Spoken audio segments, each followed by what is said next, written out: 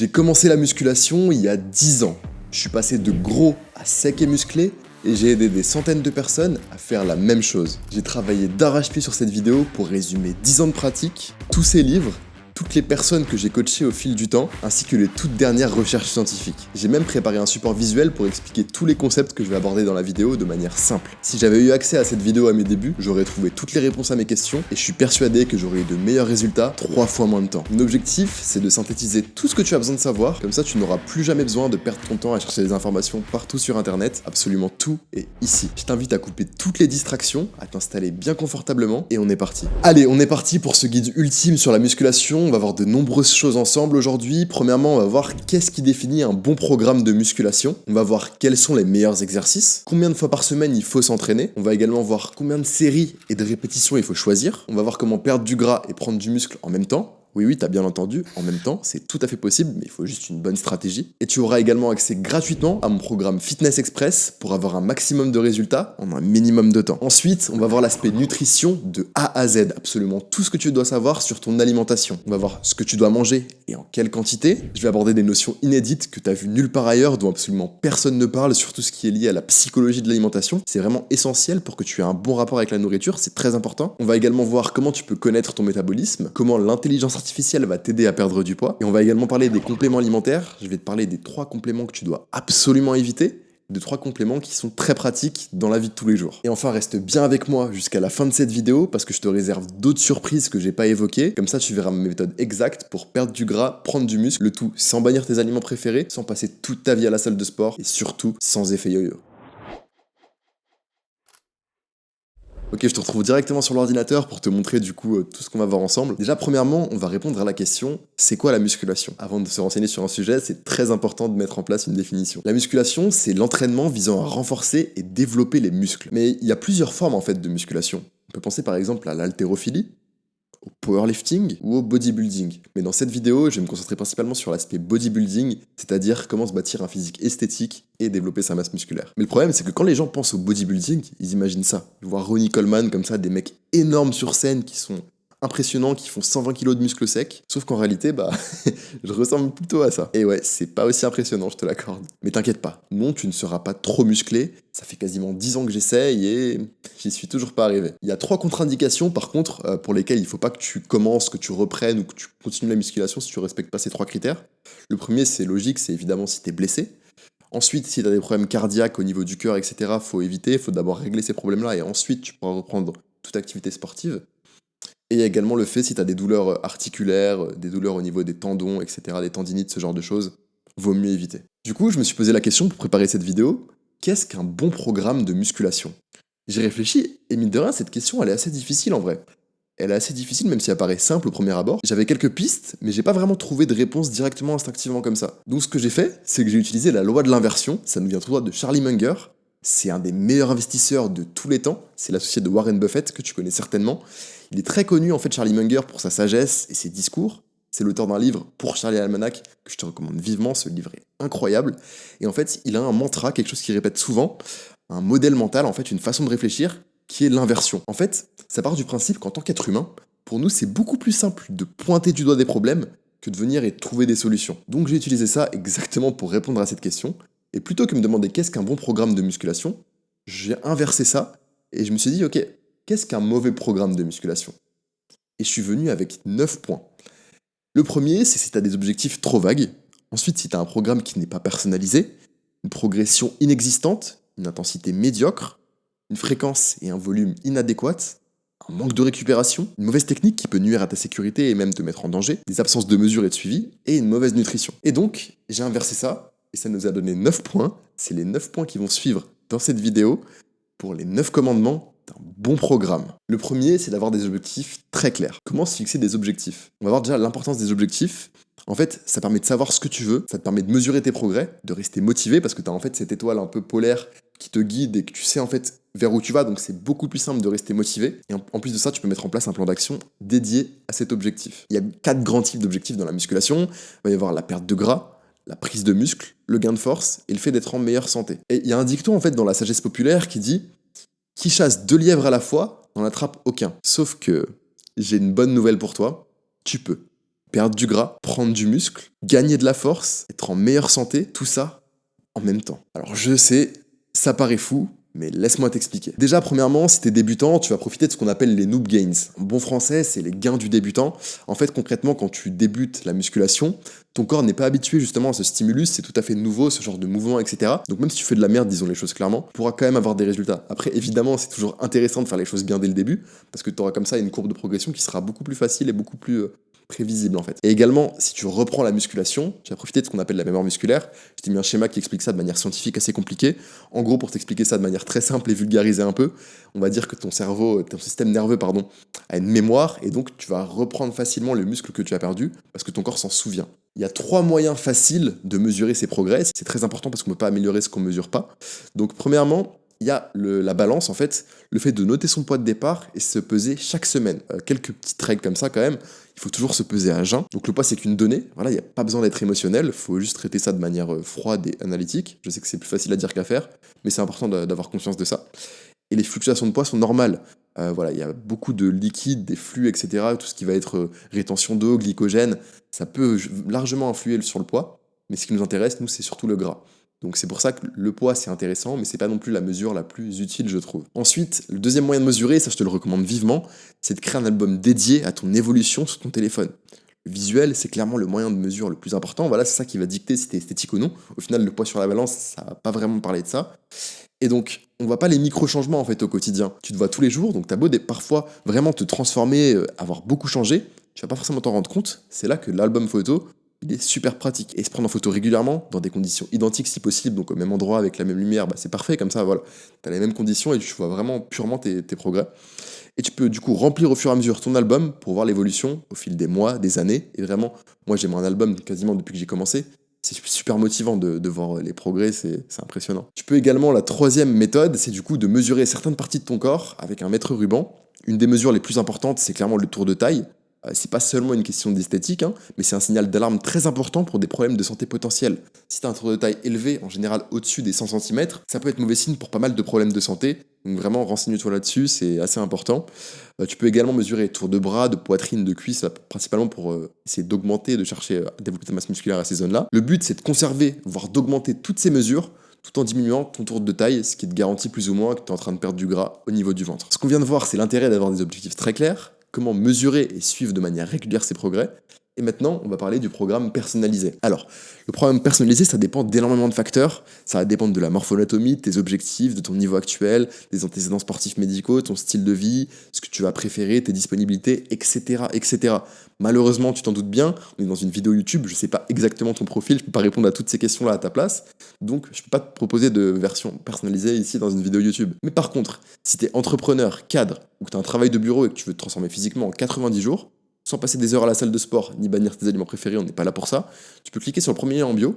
En gros, concrètement, c'est un appel de coaching 100% offert, où là justement, je pourrais me renseigner sur ton cas, c'est entièrement gratuit, comme ça on verra ton physique actuel, ton physique de rêve, on va établir un plan d'action étape par étape pour que tu atteignes ce physique-là, tout en éliminant tous les obstacles éventuels que tu vas rencontrer.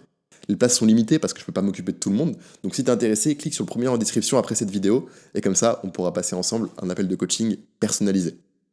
Donc, comme tu l'as vu, voilà, ça va être compliqué de te proposer un programme personnalisé ici. Par contre, je peux te donner toutes les infos nécessaires pour que tu puisses te créer ton propre programme. Et ensuite, comme je te l'ai dit dans l'intro, je vais t'offrir gratuitement mon programme Fitness Express pour que tu puisses appliquer directement tout ce que tu auras appris. Alors, on va répondre principalement à 5 questions pour le programme. On va voir quels sont les meilleurs exercices, combien d'entraînements effectues par semaine, quel format d'entraînement. On va voir poids libre vs machine, concrètement c'est quoi le mieux, c'est un peu un débat ça. Et ensuite on va voir l'élément le plus important pour la prise de muscle. Donc déjà il y a 2 types d'exercices. Premièrement les exercices polyarticulaires, donc c'est des exercices qui vont solliciter plusieurs groupes musculaires et articulations en même temps.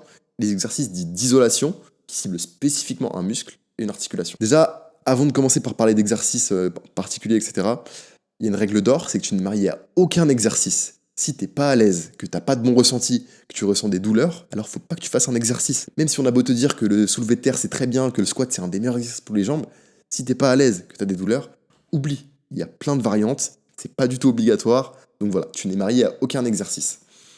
On va parler également de l'échauffement express, parce que ça c'est utile pour se préparer l'effort, mais voilà, pas besoin non plus de s'éterniser dessus. J'en vois trop qui font des échauffements de 30 minutes. À mon avis, ça n'a pas de sens. Il y a un petit hack, une petite astuce. Si tu n'es pas trop loin de ta salle de sport, c'est d'y aller en marchant. Ça va stimuler ton système un peu cardiovasculaire de manière très légère, hein, mais ça va te préparer à l'effort, donc ça c'est très bien. Tu peux également faire un échauffement articulaire comme tu as l'habitude de faire à l'école, en cours de PS, etc. Des mouvements très simples.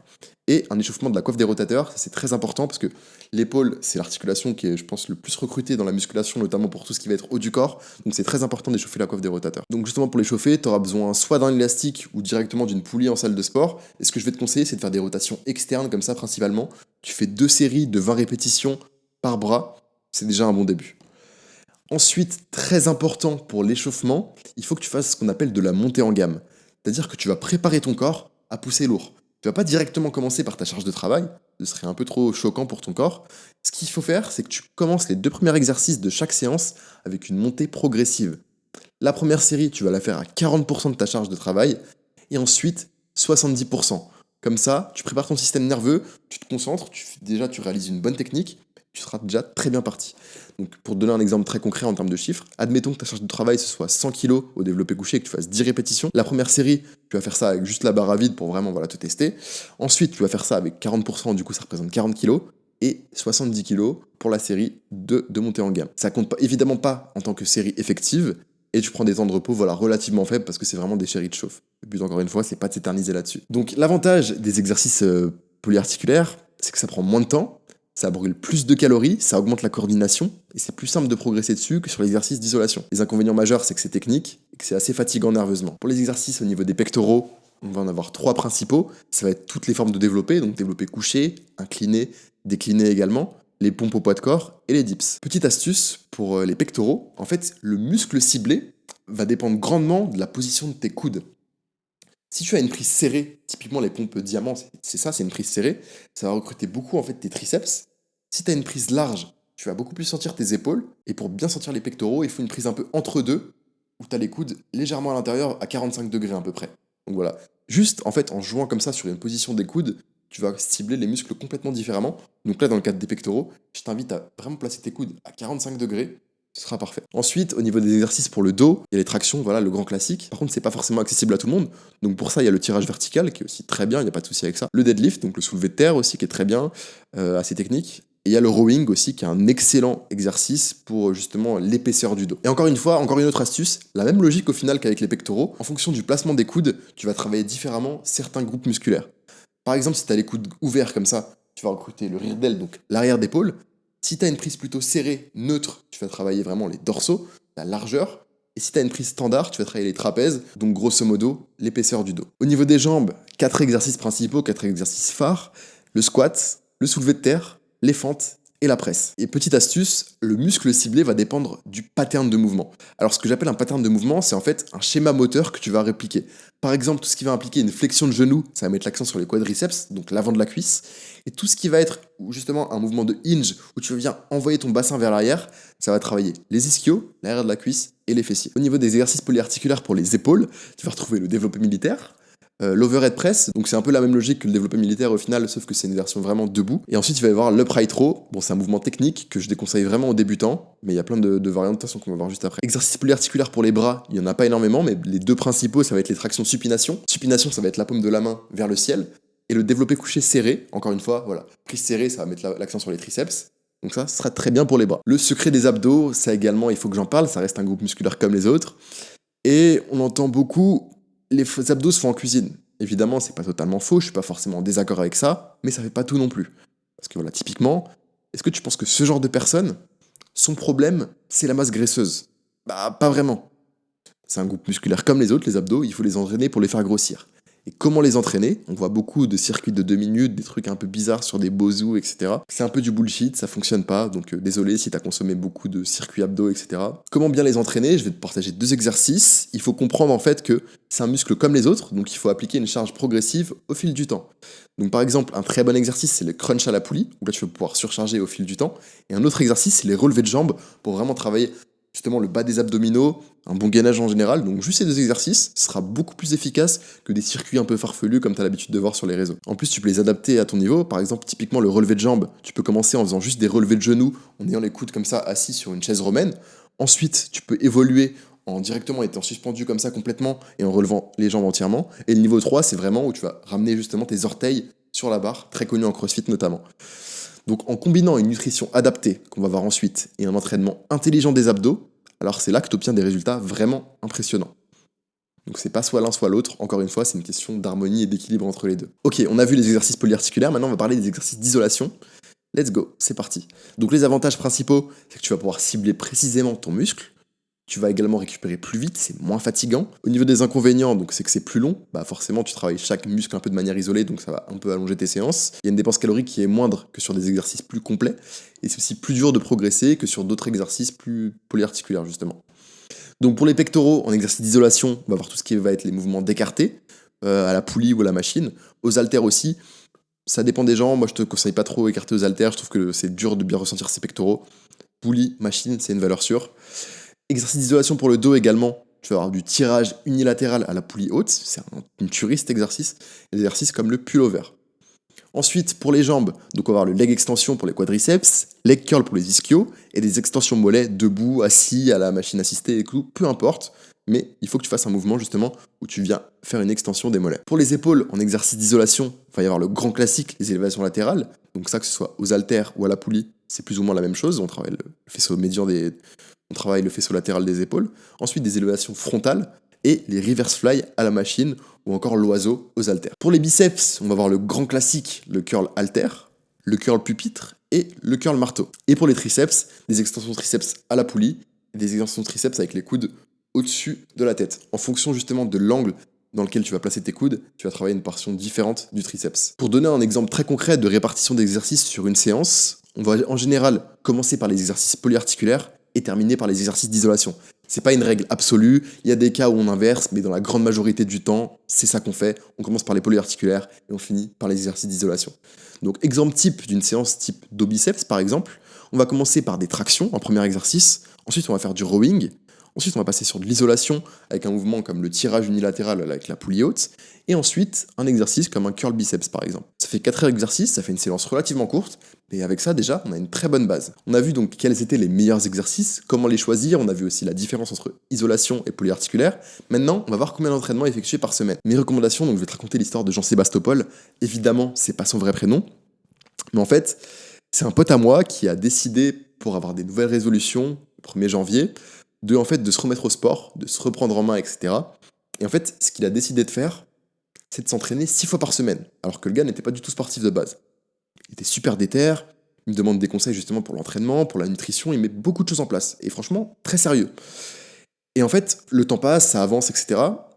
Et au final, à peine 3 semaines plus tard, je vois qu'il est déjà plus motivé. Je le vois plus trop à la salle de sport, il m'envoie plus de messages, il me tient plus au courant de son avancée. Et en fait, le problème, c'est que Jean-Sébastopol, il a voulu se cramer beaucoup trop vite. Il a été trop vite. Alors qu'à l'inverse, un gars qui va commencer, ok, de manière modeste, avec une séance par semaine, 2 séances par semaine, mais qui va tenir ça à vie, c'est ça qui fait la différence au final. Parce que, en fait, la muscu, c'est un peu cliché comme phrase, mais c'est un marathon, c'est pas un sprint. Donc, ça sert à rien de commencer trop haut. Vaut mieux commencer tout doucement et ensuite augmenter au fil du temps. Le but, c'est de durer. Donc, c'est pour ça que déjà, premièrement, premier critère pour estimer combien d'entraînements faire par semaine, c'est de réfléchir à long terme. Parce que 6 entraînements par semaine, il n'y a pas beaucoup de gens qui peuvent assumer ça sur le long terme. C'est très compliqué. La musculation, c'est un marathon, pas un sprint. Voilà exactement ce que je viens de dire. On parle de santé, c'est quelque chose de long terme. Et mieux vaut commencer petit, voire très petit, et augmenter au fil du temps, plutôt que de commencer à fond et d'abandonner au bout de seulement 2 semaines. Le compromis parfait, c'est du coup 3 séances par semaine de 45 minutes, échauffement compris, au format half body, donc séance haut du corps suivie de séance bas du corps. Et c'est idéal pour commencer, reprendre, ou même avec un emploi du temps chargé. Donc c'est typiquement ce que je propose avec mon programme Fitness Express, qui est entièrement gratuit pour les membres de ma communauté. Donc si t'es intéressé, t'as ton accès directement en description, clique sur le lien, comme ça tu peux le télécharger. Allez, tu sais quoi, je vais te montrer à quoi ça ressemble un petit peu à l'intérieur. Donc en gros, tu as accès à l'ebook, ça ressemble à quelque chose comme ça. T'as un sommaire ici directement, et par exemple là si je clique, donc c'est cliquable en fait, ça c'est super pratique. Là je viens cliquer sur guide d'exécution vidéo, ça charge un peu, hop, et là je vois qu'en fait, j'ai l'exercice en question. J'ai juste à venir cliquer ici sur l'image, et dès que je clique en fait directement, ça vient m'envoyer sur une vidéo qui m'explique concrètement comment faire le mouvement.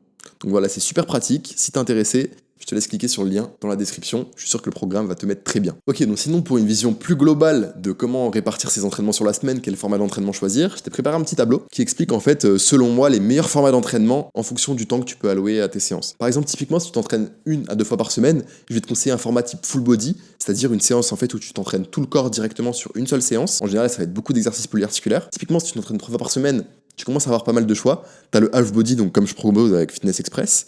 Tu as ce qu'on va appeler le Arnold Split, le push-pull leg, donc où tu vas enchaîner mouvement de poussée, mouvement de tirage et les jambes. Et encore une fois, tu peux également faire du full body sur 3 fois par semaine, il n'y a pas de règle absolue non plus. 4 fois par semaine, tu peux toujours partir sur du half body.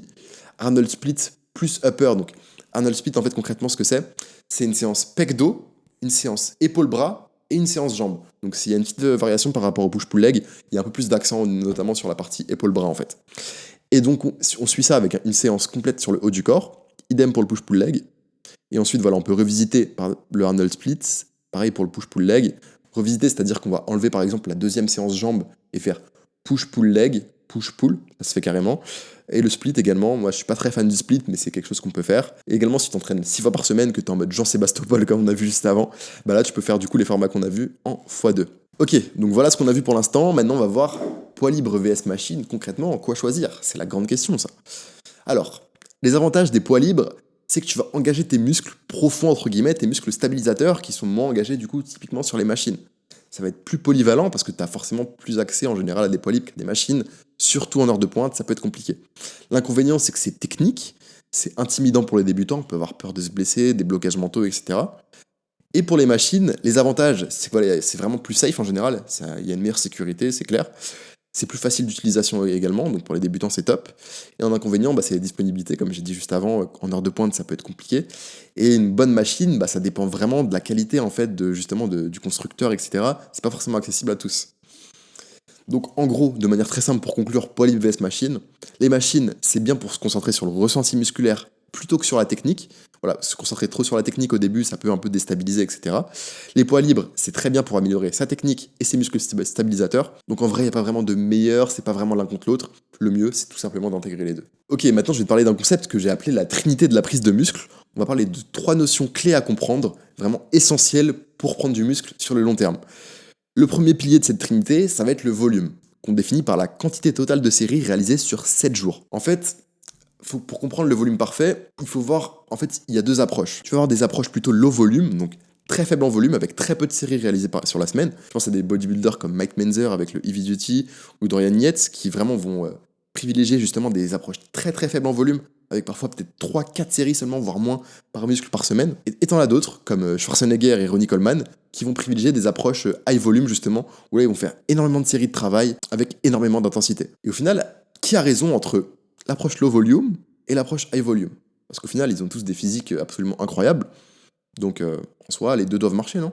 En tout cas, une chose est sûre, c'est qu'ils ont tous un point commun, la vitamine S. Évidemment, ils sont tous pas naturels, mais c'est pas ça dont on va parler. Et l'autre point commun qu'ils ont, c'est qu'ils mettent tous énormément d'intensité dans leurs entraînements, et ça, on va en parler juste après. Donc qui a raison au final? La vérité, elle est un peu dans la zone grise.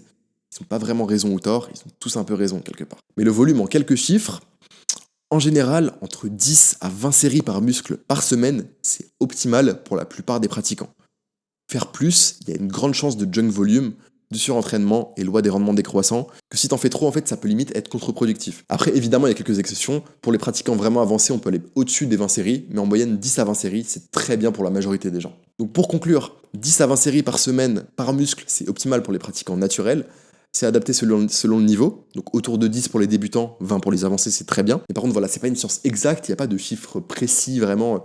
Entre 9 et 10, par exemple, il n'y a pas de grande différence. Donc voilà, c'est à tester au cas par cas pour le coup. Donc le deuxième élément de la trinité de la prise de muscle, c'est la fréquence. Et au final, elle est vraiment liée au volume en fait. C'est le nombre de fois qu'un groupe musculaire est entraîné par semaine. Et en fait, d'après la science, d'après également mon expérience et les résultats de mes élèves en coaching, entraîner un muscle 2 fois par semaine, c'est plus optimal qu'une seule fois par semaine. Il y a des meilleurs gains de force et des gains musculaires plus importants. Ça permet également de mieux répartir le volume, comme ça on se finit pas avec des séances interminables, etc. ou des séances plus courtes au fil de la semaine. C'est pour ça que je privilégie des formats comme le half body plutôt que le push-pull leg par exemple, pour typiquement s'entraîner 3 fois par semaine. Et enfin, le dernier élément, le sommet de la trinité de la prise de muscle, c'est l'intensité. Alors, l'intensité, il y a pas mal de quiproquos par rapport à ça, beaucoup de confusion. Il y a beaucoup de gens qui pensent que l'intensité, c'est transpirer beaucoup. c'est pas ça. L'intensité, c'est pas non plus être très essoufflé, avoir fait beaucoup de cardio. Dans le cadre de la musculation, c'est pas ça. L'intensité, c'est la proximité de l'échec. Plus une série est intense, plus elle est proche de l'échec. En gros, si tu fais cette tête à la fin de tes séries, c'est bon signe, t'es sur quelque chose de très intense. Il y a deux types d'échecs principaux. Il y a l'échec postural, où là tu es incapable de maintenir une bonne technique et tu commences à faire des mouvements un peu parasites pour justement compenser ce manque de force sur la fin du mouvement. Il y a l'échec postural, où là tu es incapable de maintenir une bonne technique et donc tu commences à faire des mouvements parasites pour compenser cette fatigue en fin de série. Et tu as l'échec musculaire, où là tes muscles sont juste trop fatigués pour continuer. En pratique, on évite toujours l'échec postural pour rester en sécurité et pour éviter les blessures. Quelques éléments pour savoir si tu es proche de l'échec. Lorsque tes répétitions deviennent beaucoup plus lentes que les premières, c'est que tu es fatigué, que tu commences à te rapprocher de l'échec. Lorsque tes muscles commencent à trembler, lorsque tu as une sensation de brûlure qui devient de plus en plus intense, quand tu as des difficultés à maintenir une bonne technique, quand tu as une amplitude qui diminue, que voilà, tu sens que tu peux pas faire une amplitude complète, que tu vas pas pouvoir terminer ta répétition, c'est que tu es sur la fin et que tu es très proche de l'échec. Et si tu fais une tête bizarre, comme Arnold, c'est aussi bon signe. Volume vs intensité, c'est un grand débat en musculation. Mais c'est possible de prendre du muscle avec un volume faible si l'intensité est très élevée. Alors que l'inverse n'est pas forcément vrai. Tu ne prendras pas ou très peu de muscle si tu as un gros volume mais que tu as une intensité médiocre. Je vais prendre comme exemple le cas Sam Sulek, c'est un youtubeur américain qui est pas mal connu en ce moment. Et il y a un autre youtubeur du coup qui s'appelle Jeff Nippard qui a analysé complètement ses entraînements. Et en fait, il est sorti avec une stat affolante, c'est que 96% de ses séries sont à l'échec complet. Et on voit que ça paye sur son physique. Bon, évidemment, il est sponsorisé par la vitamine S aussi. Et même des mecs dopés, ils ont pas son physique. Donc franchement, c'est impressionnant. Donc, comme quoi, l'intensité, c'est vraiment un facteur, le facteur le plus important. Le volume, ça l'est également. Mais l'intensité, pour moi, c'est un cran au-dessus. Après, voilà, ça se débat aussi parce que les deux sont liés quelque part. Et l'intensité, c'est super important. Donc, conclusion pratique, la proximité de l'échec, c'est sans doute le paramètre le plus important pour la prise de masse musculaire. Donc, approche-toi de l'échec pour maximiser l'hypertrophie. Arrête-toi dès que tu sens que ta technique commence à se détériorer pour éviter l'échec postural. Et combine intensité et volume pour avoir le meilleur des deux mondes. On a vu la trinité de la prise de muscle avec les 3 éléments principaux. On a répondu du coup à toutes les questions nécessaires au programme. Maintenant, ce qu'on va voir, c'est comment progresser de manière constante, comment favoriser une bonne récupération. On va parler de la nutrition de A à Z. Pour progresser à coup sûr, on va répondre à 2 questions. Combien de répétitions faire et comment progresser rapidement. Alors, combien de répétitions par série? Il n'y a pas de nombre magique encore une fois, mais c'est intéressant de varier le nombre de reps pour travailler les tissus différemment. En gros, il y a 2 types de tension. La tension mécanique, qui va être des séries courtes sur des charges plutôt lourdes, et le stress métabolique, qui va être des séries longues avec une charge légère. La tension mécanique, elle est très efficace pour prendre du muscle, donc il faut privilégier la majorité de l'entraînement autour des 8-12 reps sur les exercices de base, puis 12 plus sur les derniers exercices. Concrètement, ça donnerait quelque chose comme ça. C'est un extrait du coup du programme Fitness Express, que je te rappelle est disponible gratuitement dans la description. En gros, ça donnerait tes premiers exercices comme ça, développé incliné, tirage vertical, dips, rowing, en fait tout ce qui est polyarticulaire comme on a vu juste avant, sur du 8-12 reps, on va dire grosso modo. Et ensuite, tes exercices d'isolation, ça va être sur du 12-15 reps pour ne plus être trop long et être trop interminable comme série. Mais voilà, pour justement travailler différemment, plus sur du stress métabolique pour l'isolation. Point important, que l'objectif, ça soit la perte de gras ou la prise de muscle, il faut tout le temps que tes fourchettes de répétition et que tes entraînements soient les mêmes. Il y a eu ce mythe pendant longtemps dans le fitness que pour se tonifier, etc., pour perdre du gras, il fallait faire des séries longues. C'est absolument faux. Même si tu es en perte de poids, il faut que tu t'entraînes comme si tu voulais prendre du muscle. Pour progresser rapidement, on va appliquer le concept qu'on appelle la surcharge progressive, un des concepts clés dans la musculation. C'est le fait d'augmenter graduellement la difficulté des exercices. Il y a plusieurs facteurs pour la surcharge progressive. Il y a la charge, tout simplement le fait de pousser plus lourd, le fait de faire plus de répétitions. Il y en a énormément d'autres. On peut également jouer sur les temps de repos, sur des techniques d'intensification, etc. Donc dans la théorie, on peut vraiment avoir énormément de facteurs, mais concrètement, dans la pratique, jouer sur la charge et les répétitions, c'est le plus simple. Pour appliquer la surcharge progressive de manière très concrète, admettons que tu fasses du squat à 10 répétitions à 60 kg. Si tu passes à 11 répétitions à 60 kg, tu auras fait une surcharge du coup au niveau d'une rep, puisque tu auras gagné une répétition. Ou alors, tu gardes du coup le même nombre de répétitions, mais au lieu de 60 kg, tu passes à 62,5 kg. À ce moment-là, tu auras surchargé puisque tu pousses plus lourd. C'est aussi simple que ça. Comment Mario Kart m'a fait prendre du muscle? Alors ça, c'est une petite anecdote assez drôle, une très bonne métaphore que je trouve qui illustre bien mon propos. En fait, dans Mario Kart, tu sais, tu as ce concept de fantôme, où en fait, quand tu fais une course, tu vois ton ancien record à travers justement ton fantôme, le fantôme de Mario, du personnage que tu as choisi. Et en fait, c'est un truc qui est super stimulant, parce que tu vas toujours, en fait, ça va te motiver, tu vas toujours avoir envie de dépasser justement ton ancien record. Et en fait, c'est la meilleure forme de comparaison, parce que du coup, tu te compares à ton ancien record, à ton toi du passé quelque part, pour progresser. Et en fait, dans la muscu, c'est exactement la même chose. Et en fait, c'est aussi pour ça que mesurer ses progrès, c'est essentiel parce que ce qui se mesure s'améliore. Et typiquement, un des meilleurs moyens de progresser et de mesurer ton entraînement, c'est justement le carnet d'entraînement. En gros, c'est structuré comme ça. Tu vas mettre ta séance du jour, la date du jour, tu vas mettre ton premier exercice, le nombre de séries que tu vas effectuer, la charge que tu vas faire, le nombre de répétitions et le temps de repos. Et en fait, c'est très pratique, c'est très polyvalent aussi. Tu peux avoir ça sous forme de carnet physique, tu peux avoir ça sur un téléphone ou ton application. Typiquement, je sais qu'avec les élèves que je coach, on passe directement par une application, comme ça c'est super pratique. Ils ont directement leur historique de charge, etc. Mais le carnet, c'est très bien aussi. La version papier, c'est très très bien aussi. Typiquement, un peu comme au final l'album photo pour voir une évolution. Quand tu tombes sur ton carnet de musculation qui remonte à des années et que tu vois que tu galérais à des perfs qui maintenant te paraissent ridicules, c'est motivant et tu vois vraiment le chemin parcouru. Donc vraiment, un carnet d'entraînement, c'est super pratique, super intéressant. Donc je t'invite à mettre ça en place. Tu vas progresser beaucoup plus vite si c'est le cas. Petit point rapide sur la récupération. 7 à 9 heures de sommeil par nuit, c'est l'idéal. Voilà, je pense que je t'apprends rien. Nutrition adéquate, t'inquiète pas, on va en parler juste après en détail. C'est important également pour une bonne récupération. Et les temps de repos entre les mêmes séances, 48 heures à 72 heures, c'est important. Qu'est-ce que j'appelle les mêmes séances? Si par exemple tu vas faire une séance haut du corps, généralement il ne faut pas que tu fasses la même séance le lendemain, ce serait un peu dommage, tes muscles sont fatigués, tu vas pas avoir les mêmes performances, etc. Donc en général, entre deux séances identiques, attends 48 à 72 heures. Et également, écoute ton corps. Alors écoute ton corps, ça veut un peu tout et rien dire, mais si par exemple tu sens que tu es vraiment fatigué, que tu es épuisé, ça sert à rien de forcer, tu vas faire une mauvaise séance, etc. Voilà, vaut mieux en faire, dans le cadre de la musculation, des fois, vaut mieux en faire pas assez que trop, parce que le trop, ça peut déraper sur une blessure ou autre, donc on préfère éviter, encore une fois, on vise le long terme. Ok, donc on va parler de la nutrition, et je vais te faire juste t'expliquer un petit peu mon histoire. J'ai commencé la musculation principalement pour perdre du poids, parce que je me sentais mal dans ma peau, en grande partie à cause de mon physique, et en 10 ans, j'ai tout essayé. J'ai essayé le jeûne intermittent, l'alimentation céto, l'alimentation paléo, le régime méditerranéen, le carb cycling, la diète low carb, la chrononutrition, etc., etc. Et après toutes ces galères, ça a marché. Franchement, je me suis transformé, tu vois, tu vois les photos, quoi, ça parle de même. Enfin, presque. Ça a marché pendant un très court instant. Au final, j'ai fait le fameux effet yo-yo et je suis revenu presque à la case départ. Pourquoi est-ce que j'ai fait l'effet yo-yo? Parce que j'ai suivi des méthodes extrêmes et inadaptées sur le long terme. J'ai diabolisé certains aliments et j'ai manqué de plan pour me maintenir. Très important le maintien. Et au final, j'ai développé des TCA comme l'hyperphagie. On va faire un petit jeu ensemble. Je vais te demander une chose, ne pense surtout pas à un éléphant rose. Il y a de grandes chances que dans ton esprit, tu aies visualisé quelque chose qui ressemble à un truc comme ça. Ça illustre très bien ce que j'appelle la psychologie du fruit défendu. Plus c'est interdit, plus ça devient désirable. Et le désir, il est amplifié par le sentiment de privation. En gros, en suivant les anciennes méthodes, j'étais vraiment dans la privation à fond. Et du coup, je pétais un câble dès que j'étais face à du sucre, du gras, ce genre de choses. Donc je perdais complètement le contrôle. Et au final, sur la durée, ça me faisait faire l'effet yo-yo.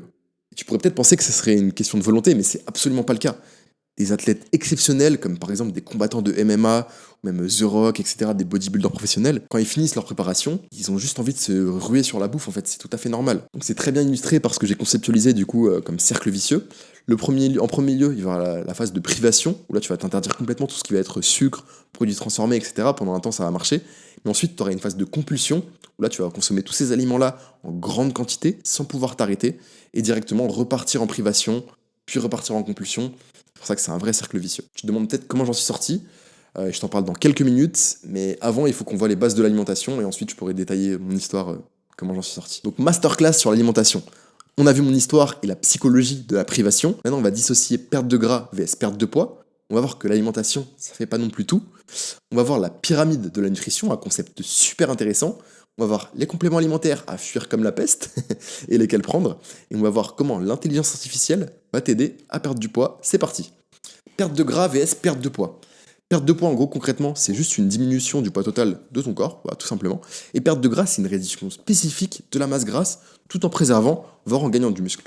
Donc tu l'auras deviné, concrètement, ce qu'on veut, c'est perdre du gras. Typiquement, c'est en perdant du gras, justement, que j'ai réalisé ce genre de transformation. Alors, l'alimentation, c'est bien, mais ça fait pas tout. Encore une fois, on entend souvent, les abdos, ça se fait dans la cuisine, l'alimentation, c'est 80% du boulot, et c'est pas totalement faux, mais je suis pas d'accord. Pour perdre du poids, c'est vrai, mais pour perdre du gras, ce qu'on veut, c'est pas forcément complet de dire que l'alimentation, ça fait tout. Parce que sans renforcement musculaire, même avec la meilleure alimentation du monde, les résultats ils seront pas idéaux. Donc 50% alimentation et 50% entraînement, les deux sont liés au final. Tes résultats, si tu comptes que sur la diète, tu risques d'avoir ce genre de physique. Les meilleures transformations au final, c'est toujours celles qui combinent les deux, alimentation et entraînement. Un concept clé pour théoriser justement l'alimentation dans le cadre de la musculation, c'est justement la pyramide de l'alimentation. Ça nous vient tout droit de Eric Helms. Ce concept, vraiment, c'est brillant. En fait, ça représente une pyramide. Et la base de la pyramide, c'est ce qui est du coup le plus important. Et ensuite, ce qui vise, plus on s'avance du sommet, moins c'est important en réalité. Donc typiquement, voilà, on voit que les suppléments, donc les compléments alimentaires, ça vient en dernier. On va commencer du coup par les compléments et ensuite, au fil du temps, je vais descendre jusqu'à arriver au plus important. Ok, donc on va parler des compléments alimentaires. Premier point, je suis affilié à absolument aucune marque, donc j'ai pas de conflit d'intérêt avec un code promo à te balancer dans la description. Non. Vu que je suis affilié à aucune marque, je vais pouvoir te donner mon avis 100% honnête, 100% transparent, parce que j'ai aucun intérêt derrière. Donc ça, c'est cool. Le deuxième point, c'est que c'est loin d'être indispensable, mais les trois que je vais te citer juste après, ils sont quand même pratiques. Et enfin, on va parler du coup de on va parler des 3 compléments qui sont, selon moi, à éviter. Il vaut mieux que tu gardes ton argent. Premier complément dans la caisse garde ton argent, c'est les BCA. Voilà, c'est cher, c'est inutile. Si tu consommes suffisamment de protéines sur la journée, ça fera l'affaire, pas besoin de t'embêter avec ça. Deuxième complément dans la catégorie garde ton argent, c'est les fat burners. Concrètement, c'est très cher et au final, le principe actif le plus efficace dans la plupart des fat burners, c'est le café. Donc la place, prends du café tout simplement. Et enfin, le troisième complément, ça va être tout ce qui est gainer. C'est très cher au final, c'est assez faible en prot, et tu peux faire ça facilement à la maison, au mixeur par exemple, avec le combo avoine, beurre de cacahuète, whey, ce genre de choses. Très facile. 3 compléments vraiment utiles en revanche. Premièrement, pour la santé, la vitamine D, c'est super. Niveau recommandation, entre 800 à 2000 UI par jour, c'est une vitamine liposoluble, c'est-à-dire que ça va prendre avec des lipides, donc une source de gras, assez important pour mieux l'assimiler justement. Deuxième complément, plutôt utile, ça va être la whey protéine, parce qu'en bas là, c'est très pratique, c'est polyvalent, t'as une bonne source d'acides aminés, donc des protéines de bonne qualité. Et enfin, en dernier, la créatine, voilà le complément clairement le plus étudié. En 2 mots, ça va augmenter ta force et ton volume musculaire. Alors pas de manière exceptionnelle, mais c'est toujours un petit plus. En général, je crois que c'est 5 à 10%, il me semble, les gains. On prend, franchement, ça fait plaisir. Il y a également des bienfaits sur le cerveau, bienfaits cognitifs, donc ça c'est cool. Et par contre, à noter qu'il y a 15% de non-responders, c'est-à-dire 15% d'individus qui répondent tout simplement pas à la créatine. Donc ça, pour le savoir, il n'y a pas d'autre moyen que de tester. Niveau recommandation, je vais te recommander plus une whey isolate, du coup, qui sera plus riche en protéines, moins riche en lactose, si tu as des problèmes pour le digérer, c'est top. Et autre recommandation, du coup, en général, sur une protéine, moins il y a d'ingrédients, mieux c'est, voilà, comme ça, il n'y a pas trop d'additifs, etc. Plusieurs recommandations au niveau de la créatine. Alors, privilégiez toujours la forme monohydrate, il y a beaucoup de formes de créatine. La monohydrate, c'est la plus étudiée, c'est la plus sûre, donc te prends pas la tête, essaye pas de réinventer la roue, pars sur ça. Niveau de la poudre, c'est plus assimilable par le corps, donc c'est mieux que les gélules. Et j'ai mis une flèche en fait parce que tu peux complètement faire un shaker de whey, à l'intérieur tu mets de la créatine, comme ça tu fais d'une pierre deux coups, c'est super pratique. Et bonus, label Créapure, voilà, c'est un label allemand qui est gage de qualité en général, donc si tu peux te choper une créatine avec ce label-là, également le meilleur rapport qualité-prix que j'ai trouvé, encore une fois, j'ai pas de code de promo ou quoi, je te dis juste ça en ayant fait mes propres recherches, ça se trouve chez Decathlon, donc sur leur site internet ou en boutique, t'as de la Créapure au meilleur rapport qualité-prix que j'ai trouvé sur internet. Donc voilà. Ok, maintenant on va parler du timing de la nutrition. Alors, pendant longtemps, j'ai cru que manger des glucides le soir, ça faisait grossir. Vraiment, j'étais très calé en musculation, etc. Mais sur la nutrition, j'avais encore des vieux mythes comme ça qui restaient. Et malheureusement, pendant longtemps, j'ai cru à ça. Donc mes repas du soir se résumaient à de la viande, des légumes, et parfois je m'autorisais une petite folie, du fromage blanc. Waouh, la dinguerie quoi.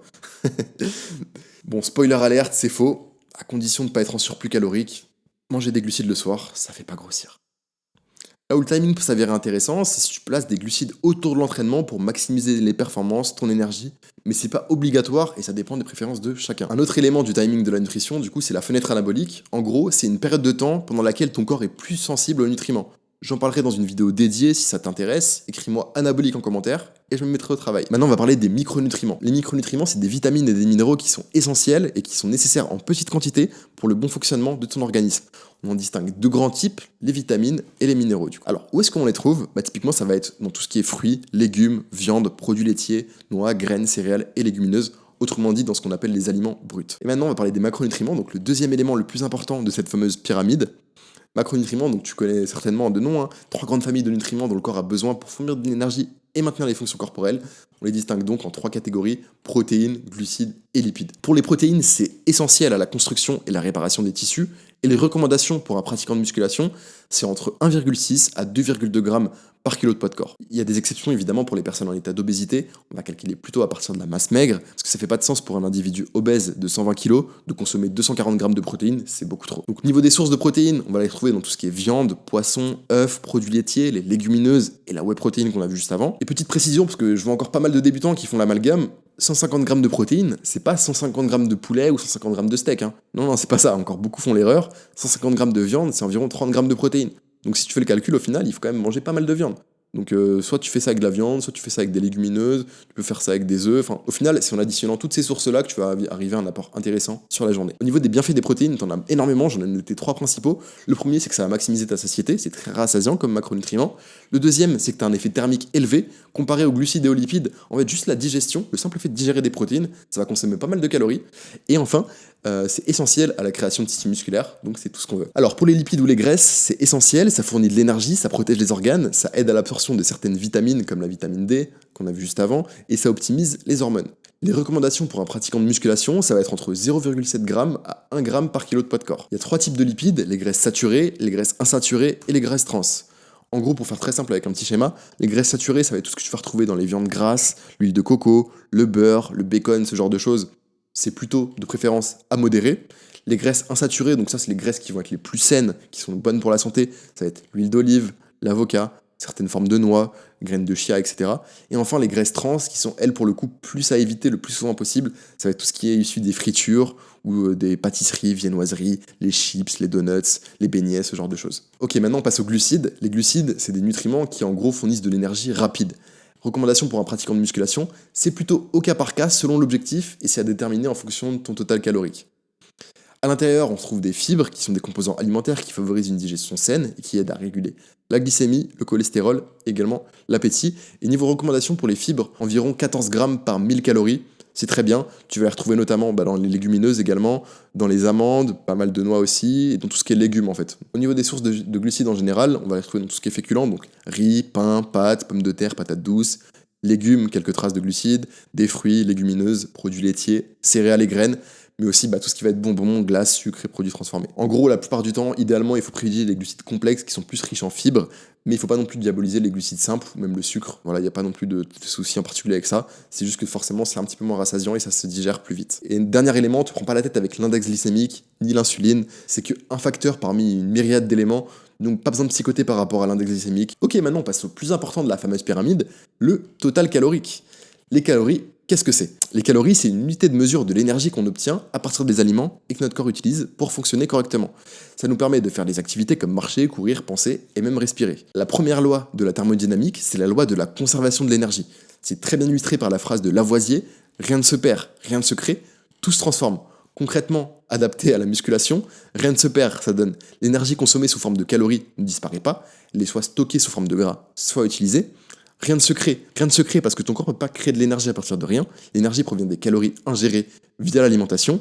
Et tout se transforme parce que les calories consommées peuvent être transformées en énergie utilisable ou stockées sous forme de graisse si elles ne sont pas utilisées. Et il y a beaucoup de gens qui vont remettre en question les calories, mais au final, ce serait comme remettre en question la gravité, ça n'a aucun sens. Personne ne peut briser la première loi de la thermodynamique, personne, pas même ton influenceur préféré. Méfie-toi de ceux qui complexifient tout pour rien, qui vont faire des grands schémas compliqués en te parlant de perte de poids. T'as pas besoin d'être un génie pour maîtriser ton poids. Tu n'as pas non plus besoin de comprendre l'endocrinologie, les hormones, sur le bout des doigts pour perdre ou prendre du poids. T'as juste besoin d'un plan d'action simple qui correspond à ton style de vie et tes goûts. C'est tout. Alors, pour comprendre les calories, il faut comprendre l'équation calorie in, calorie out. En gros, calorie in, ça représente les calories entrantes, donc via la nourriture et les boissons. Et les calories sortantes, ça va être ce que tu dépenses du coup en digérant les aliments, en faisant du sport, juste en vivant comme ça au repos, et également en faisant tes petites activités du quotidien, du style la vaisselle, en marchant un peu, etc. Si tu consommes moins de calories que ce que tu dépenses, alors tu es en déficit calorique, donc tu perds du poids. Et si tu as un équilibre entre tes calories entrantes et tes calories sortantes, et bien au final, tu vas maintenir ton poids. Aussi simple que ça. Aussi fou que ça puisse paraître, c'est possible de perdre du poids en mangeant des fast-foods si le déficit calorique est respecté. C'est le cas par exemple de cet Américain de 56 ans qui a perdu 20 kilos en mangeant uniquement au McDo parce qu'il était en déficit calorique. Ça a également été illustré par un youtubeur français que tu connais peut-être, NashBFit, qui a fait une expérience du coup où il a mangé que des fast-foods pendant une semaine je crois, et au final il a perdu du poids. C'est une expérience qu'on voit beaucoup dans l'industrie du fitness, et ça montre vraiment que les calories c'est roi au final. Et là en voyant ça tu peux te dire super, c'est archi tentant, pourquoi est-ce que je m'embêterais à cuisiner, à faire des trucs alors que je peux aller au McDo et perdre du poids? Voilà, je suis obligé quand même de t'arrêter et t'expliquer quelques trucs. Est-ce que je recommande de faire ça? Bah non, parce que manger comme ça, t'auras une satiété très faible, donc il y a de grandes chances que t'aies tout le temps faim. Typiquement, le gars qui mange au McDo, là, je sais pas comment il fait, moi je mourrais de faim à sa place. T'as des aliments de mauvaise qualité, donc très peu de micronutriments. C'est pas top pour la santé, pour les hormones. Donc en gros, la grande leçon à tirer, c'est que tu peux tout à fait intégrer des aliments plaisir et perdre du gras. Les deux ne sont pas incompatibles, et ça c'est important. Ok, maintenant on va parler de connaître son métabolisme basal. Alors ici, en fait, tu vois justement tout le métabolisme, avec justement le BMR, donc ça c'est ton métabolisme au repos, sans rien faire. Le NEAT, donc ce que tu vas dépenser en faisant des petites choses du quotidien, genre gesticuler, ranger des trucs chez toi. Le TEF, donc c'est la Thermic Effect of Food, l'effet justement, comme je te disais juste avant, en parlant des protéines notamment, les calories en fait que tu vas brûler en digérant. Et le HIIT, donc c'est ce qui va être exercice en fait. Et ce que je vais te faire du coup, c'est dans la description de cette vidéo, je vais te mettre du coup une formule où tu vas pouvoir calculer directement ça via ChatGPT. Tu auras juste à mettre ton âge, ton sexe, ton niveau d'activité, et comme ça tu auras un calcul à peu près représentatif de ce que tu as besoin en termes de calories. Pour te maintenir du coup, tu gardes un apport calorique similaire à ton maintien, tout simplement, comme on a vu précédemment. Si tu veux perdre du poids, tu appliqueras un léger déficit calorique, et si tu veux prendre du poids, tu appliques un léger surplus calorique. Pas trop non plus, parce qu'en général, pour prendre du muscle, t'as pas besoin d'énormément de calories en plus, et si tu montes trop haut, bah, tu vas prendre beaucoup de gras. Ensuite, tu auras juste à traquer ce que tu manges avec une application comme Fat Secret ou MyFitnessPal, et comme ça, tu seras sûr de respecter bien tes calories et tes macronutriments. Pour la nutrition, il faut que tu comprennes aussi un concept, ça s'appelle le volume alimentaire. En gros, ça consiste à manger des aliments peu caloriques qui prennent beaucoup de place dans ton estomac, comme typiquement les légumes, les fruits et les viandes maigres, qui t'aident à te sentir plein, à consommer tes micronutriments sans manger trop de calories. C'est super bien illustré avec le schéma du coup. On voit ici que 400 calories d'huile, au final c'est très très peu volumineux, donc ça va pas du tout te caler et c'est au final très calorique, alors que 400 calories de légumes, bah, c'est vraiment très très volumineux et c'est très rassasiant. Comme beaucoup de gens, quand j'ai commencé à m'intéresser au fitness, on me disait partout que je devais manger plus sainement si je voulais obtenir les meilleurs résultats. Comme je voulais être la meilleure version de moi-même, j'ai suivi ces conseils pendant des années, obsédé par l'idée de manger mes repas à l'heure exacte et avec la combinaison parfaite d'aliments. J'ai commencé à éviter de sortir avec des amis parce que je pourrais manquer un repas, et j'ai même raté de nombreuses occasions spéciales à cause de mon régime. Au cours de la dernière décennie, avec tout ce que j'ai appris, j'ai réalisé que la plupart de ces pratiques étaient totalement inutiles et me retenaient probablement de bien des manières. Au final, l'équilibre parfait, il est en fonction de 3 piliers: la satiété, le fait d'être rassasié, de se sentir plein tout le temps, le fait de se faire plaisir et le fait de maximiser sa santé. Si tu respectes ces 3 piliers, alors pour moi tu as la meilleure alimentation. Typiquement dans mon cas, ça c'est le genre de choses que je mange chaque semaine. Je me fais des crêpes protéinées excellentes avec du beurre de cacahuète dessus, des myrtilles. Je vais au restaurant sans privation où je peux manger des entrecôtes, des frites. Je me fais également des super bowls avec plein de fruits, du fromage blanc, du skyr, tout ce que je veux. Je peux même me permettre de me faire des burgers assez souvent. Et au final, ça me permet d'avoir moins de frustration, d'avoir plus de résultats et d'avoir vraiment une approche long terme. Et au final, c'est ça qui paye sur la durée. Ma philosophie par rapport à tout ça, à la musculation en général, c'est très bien résumé par une citation de Vince Lombardi, qui est un coach légendaire de football américain qui est considéré comme le meilleur coach des US. En fait, sa citation, c'est: on atteint l'excellence en maîtrisant les fondamentaux. Si tu veux faire de la compétition, alors tout optimiser, ça se comprend. Manger 6 fois par jour, utiliser des techniques d'intensification, etc., c'est normal. Mais même dans ce cas-là, maîtriser les bases, c'est primordial. Tandis que si tu veux avoir un physique athlétique, sec et musclé, sans sacrifier ta vie sociale, sans t'interdire des aliments et sans passer ta vie à la salle de sport, c'est non seulement possible, mais c'est même simple si tu suis la bonne méthode. Pour ça, il faut juste se concentrer sur les fondamentaux. L'idée, c'est de maximiser son effet de levier. Pour le minimum d'action et d'effort, avoir le maximum de résultats derrière. C'est très bien résumé par le principe de Pareto, la règle des 80-20, qui explique en fait l'importance de se concentrer sur les 20% d'efforts qui apportent 80% des résultats. Et typiquement en pratique, concrètement, qu'est-ce que ça donne avec la musculation? Le fait de maximiser son plaisir, de bien gérer ses calories, d'avoir une adhérence maximum, c'est-à-dire une adhésion au programme, le fait d'aimer son entraînement, d'aimer sa diète, le fait de surchanger progressivement et d'avoir des bons macros et micronutriments. Déjà, si tu maîtrises ça, c'est parfait, t'as pas besoin d'aller chercher plus loin. C'est pour ça que j'ai un problème avec tout ce qui est timing de la nutrition, le carb cycling, les compléments, le cardio à jeun, la fréquence des repas, les techniques d'intensification, etc., etc. C'est des petits plus, mais si tu maîtrises pas au final les bases, comme on voit juste à gauche, bah au final tu perds ton temps parce que t'as beau avoir les meilleurs compléments, le meilleur timing, etc. Si à gauche c'est pas respecté, t'auras pas de résultat. Donc autant se concentrer sur les fondamentaux. C'est ça qui va te donner 20% d'efforts, et j'irai même plus loin que la loi de Pareto.